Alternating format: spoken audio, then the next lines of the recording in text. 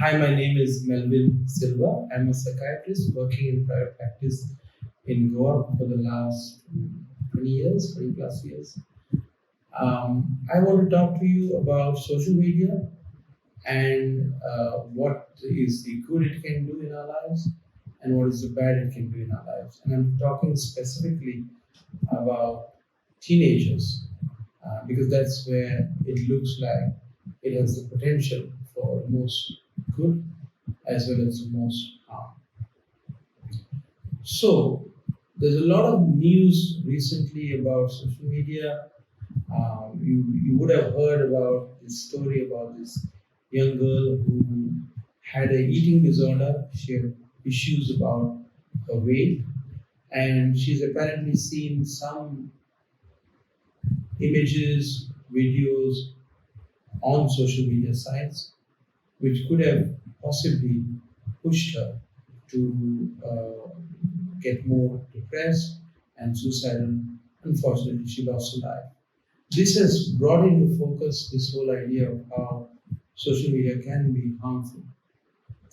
So I want to say to you, if you use anything in your life, it has good effects and bad effects. That's very true. I'm sure a lot of youngsters seeing this will say, look, we don't want any old uncle telling us that we shouldn't use Insta or Snapchat or stuff like that.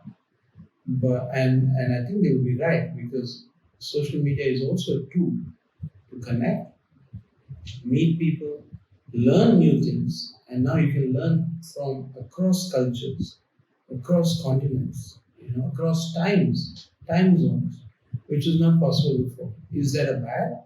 No way. It's a great good. However, that message should be balanced by the impact that social media can have in a harmful manner. And that is becoming more and more apparent.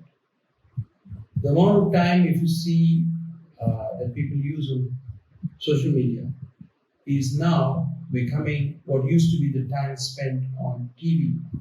People are spending 3 to 4 hours a day on their phones, and that's usually on this kind of things. So, what are we worried about?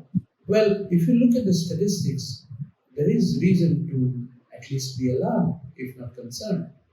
Uh, People have found that over the last 10 years or 15 years, since the time social media has come on the scene, the rates of depression, the rates of suicide in youngsters, that is below the age of 21, 22, have tripled.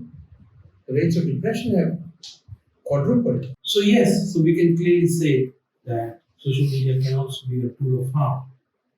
There is a lot of data which tells us that more time that's spent on social media seems to be correlated with people having more mental health symptoms, depression, anxiety, suicide, and it seems to be especially so among girls. And it can be understandable because there's such a variety of ways that you can be shamed or you can be humiliated in a social setting, especially in a group setting, which is online, instant and direct.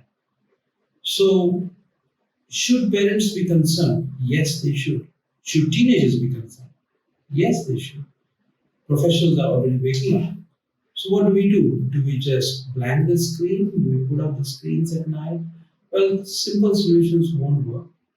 Ultimately, a solution requires us to understand that social media, like any other tool that we have, is a force for good as well as can be a harmful tool if used inappropriately.